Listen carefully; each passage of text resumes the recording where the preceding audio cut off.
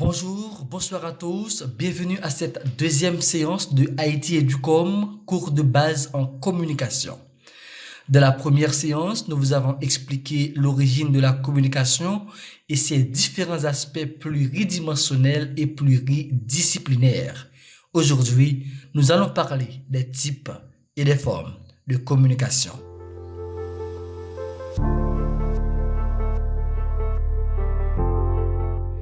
Rappelons que la communication est le fait d'établir une relation avec une autre personne ou un autre groupe en lui transmettant un message.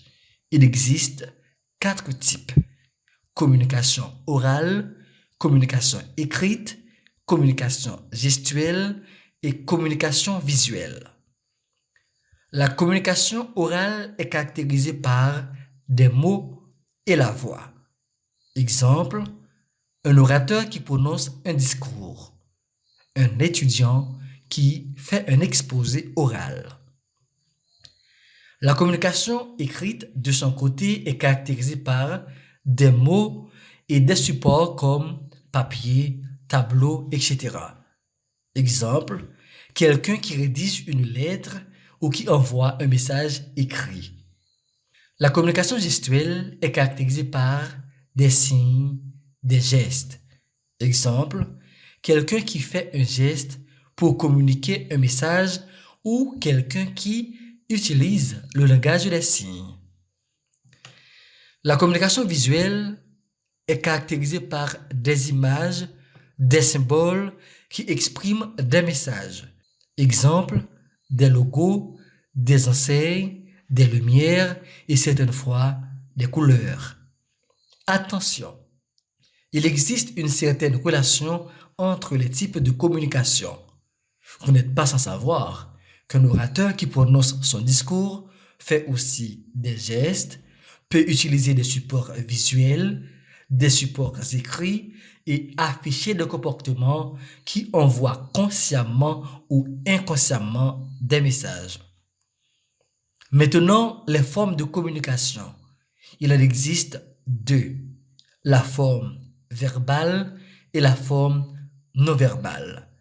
Verbal vient du latin verbum, qui signifie mot, parole. De la forme verbale, on utilise des mots pour communiquer. Elle est digitale, précise et très efficace. Donc, s'exprimer avec des mots, soit à l'oral ou à l'écrit, paraît très efficace. Par ailleurs, il y a la forme non verbale qui n'utilise pas de mots. Elle est dite analogique et subjective, c'est-à-dire le message transmis par le geste ou l'image peut être interprété suivant le récepteur. D'où, dans la forme verbale, on trouve 2 types, l'oral et l'écrit, alors que dans la forme non verbale, on trouve aussi 2 types qui sont gestuels et visuels. Toutefois, la communication non verbale est très importante à l'oral. Voilà, c'est la fin de cette vidéo. Les dimensions non verbales de la communication orale sera notre prochain sujet. Suivez notre page pour ne pas manquer nos prochaines séances.